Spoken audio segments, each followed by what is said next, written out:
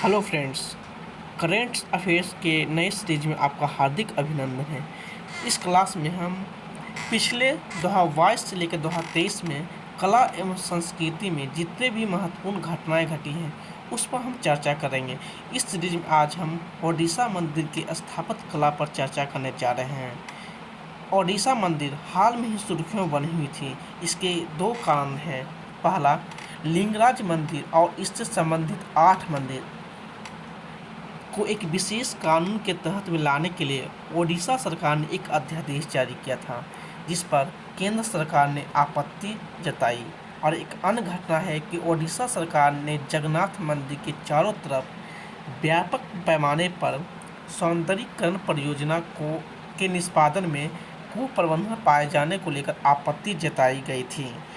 इन्हीं कारणों को लेकर ओडिशा मंदिर की स्थापत्य कला चर्चा में आई थी और इसी क्रम में हम जानेंगे कि लिंगराज मंदिर और जगन्नाथ मंदिर की विशेषता क्या और इसके बारे में फुल डिटेल्स जानकारी जानेंगे।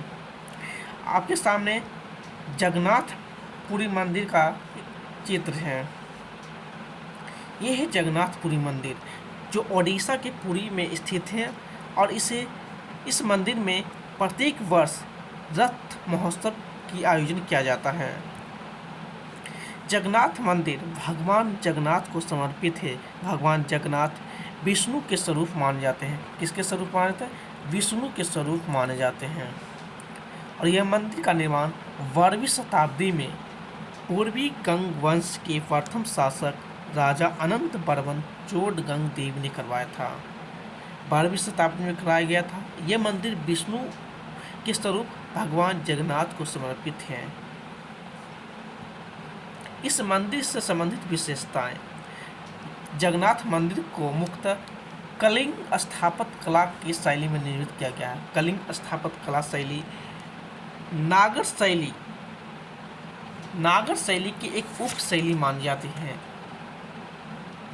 और नागर शैली उत्तर भारत की एक प्रमुख स्थापत्य कला की शैली है। जगन्नाथ मंदिर की एक प्रमुख विशेषता है कि दिन के किसी भी समय मुख्य मंदिर की छाया जमीन पर नहीं पड़ती है। इस मंदिर की एक प्रमुख विशेषता है कि दिन के किसी भी समय स्थल पर यानी जमीन पर इसकी छाया नहीं पड़ती है। और पवित्र त्रिमूर्ति मानी जाती है जिसमें भगवान जगन्नाथ, देवी सुभद्रा और बड़े भाई बलभद्र की मूर्तियाँ लकड़ी की बनी है। किसकी बनी है? लकड़ी की। भगवान जगन्नाथ, देवी सुभद्रा और बड़े भाई बलभद्र, जिसे हम बलराम के नाम से जाने जाते हैं। मंदिर पर नक्काशी मुख्य रूप से देवी देवताओं के जितने भी मंदिर है जगन्नाथपुरी में, उन मंदिर पर देवी देवताओं के चित्र अंकित हैं।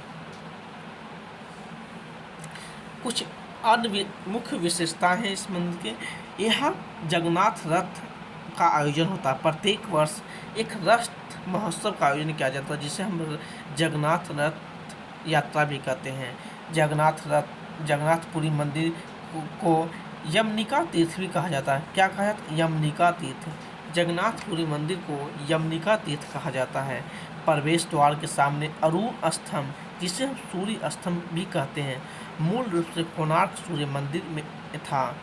अरुण स्तंभ ये कोणार्क सूर्य मंदिर के समान जगन्नाथपुरी मंदिर में भी था। इसके बाद हम लिंगराज मंदिर ओडिशा के भुवनेश्वर में स्थित है। लिंगराज मंदिर भगवान शिव को समर्पित मंदिर है और ये ओडिशा के भुवनेश्वर में है।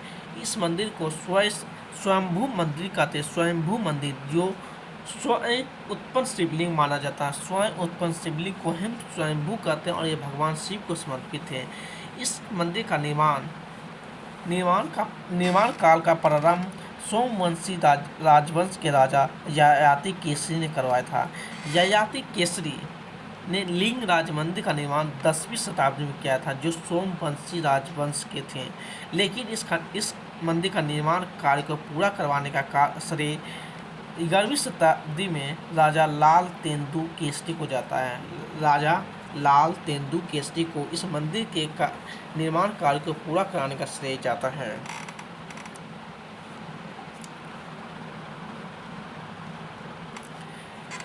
लिंगराज मंदिर से संबंधित विवरण। यह मंदिर कलिंग स्थापत्य कला की सर्वोत्तम प्रतिनिधित्व करता है। इस मंदिर का भी निर्माण कलिंग स्थापत्य कला शैली से हुआ और कलिंग स्थापत्य कला शैली नागर शैली की एक उपशैली मानी जाती है और यह उत्तर भारत की एक प्रमुख शैली में है। इस मंदिर को 4 खंडों में विभाजित किया गया है। इस मंदिर को 4 खंडों में विभाजित किया, जिसमें एक गर्भगृह है। गर्भगृह में मुख्य मूर्ति स्थल होते हैं, जहाँ मुख्य मूर्ति जैसे विष्णु, सूर्य, शिव की जहाँ प्रतिमा स्थापित होती है उसे गर्भगृह कहते हैं। और हम मुख्य मूर्ति स्थल होते हैं यज्ञशाला, प्रार्थना के लिए एक कक्ष होता है जहाँ हम हवन या प्रार्थना याचिका करते हैं। भोग मंडल, जहाँ हम अर्पण के लिए, जहाँ हम अपना भोग प्रसाद को चढ़ाते हैं उसे भोग मंडल कहते हैं। और नाट्यशाला, जिसे नृत्य के लिए कक्ष भी होता है उसे नाट्यशाला भी कहते हैं।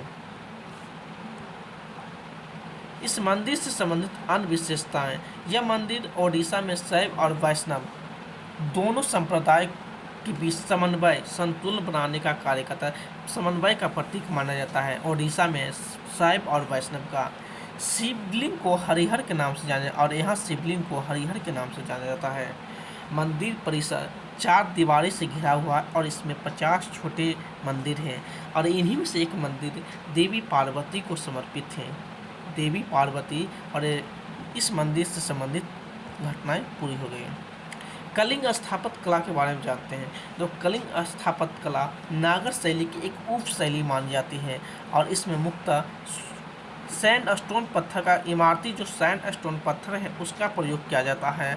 अगर हम बात करें कलिंग, तो कलिंग वर्तमान में ओडिशा को कहते हैं और यह बंगाल की खाड़ी के नज़दीक एक स्टेट यानी प्रांत था और वर्तमान में एक भारत का राज्य है। कलिंग, जिसे वर्तमान ओडिशा के नाम से भी जाना जाता है।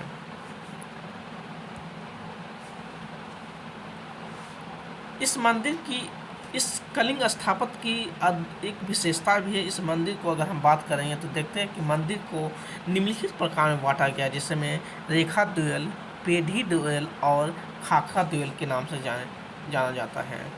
क्या क्या है? रेखा द्वैल, पीढ़ी द्वैल और खाखा द्वैल। रेखा द्वैल और पीढ़ी द्वैल। रेखा द्वैल और पीढ़ी द्वैल के बीच में विष्णु, सूर्य और शिव के मंदिर से संबंधित होते हैं। कौन? रेखा द्वैल और पीढ़ी द्वैल, जो भगवान विष्णु, भगवान शिव और सूर्य देव को समर्पित होते हैं। खाखा देव, आपका यहाँ खाखा देवल ये हैं। खाखा देवल हमेशा चामुंडा और दुर्गा मंदिर से संबंधित होते हैं। इस मंदिर में 2 भाग होते हैं। मुख्यतः एक मंदिर में 2 भाग बना होता है। एक भाग को शिखर यानी द्वैल कहते हैं। इस जो ऊपर वाले भाग है इसे शिखर कहते हैं, शिखर। और नीचे वाले भाग को हम जगमोहन कहते हैं। क्या कहते हैं? जगमोहन।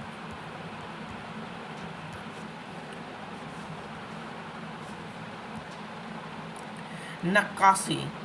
द्वैल और जगमोहन दोनों संरचनाओं की दीवार को भव्य रूप से स्थापत्य रूपांकनों और आकृतियों की प्रचुरता के साथ तराशा जाता है।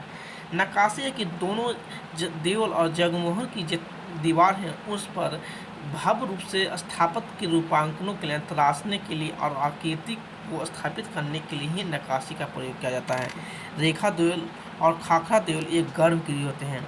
रेखा द्वैल और खाखा द्वैल गर्भगृह होते हैं जहाँ शिव, विष्णु आदि जितने भी देव हैं उनकी प्रतिमा स्थापित किया जाता है। पीढ़ी द्वैल, इसमें नाट्य मंडप और प्रसाद अर्पण जिसे सभा कक्ष, भोग मंडप आदि के नाम से जाने जाते हैं, ये पीढ़ी द्वैल में शामिल होते हैं। अगर हम बात करते हैं ओडिशा में, तो ओडिशा में सूर्य मंदिर कोणार्क में स्थित है। ओडिशा के सूर्य मंदिर कोणार्क में स्थित है। जगन्नाथ मंदिर पुरी में स्थापित है। लिंगराज मंदिर भुवनेश्वर में है और लक्ष्मणेश्वर मंदिर भुवनेश्वर में है। 2 मंदिर भुवनेश्वर में है, लिंगराज और लक्ष्मणेश्वर मंदिर। सूर्य मंदिर कोणार्क में है और जगन्नाथपुरी मंदिर पुरी में है।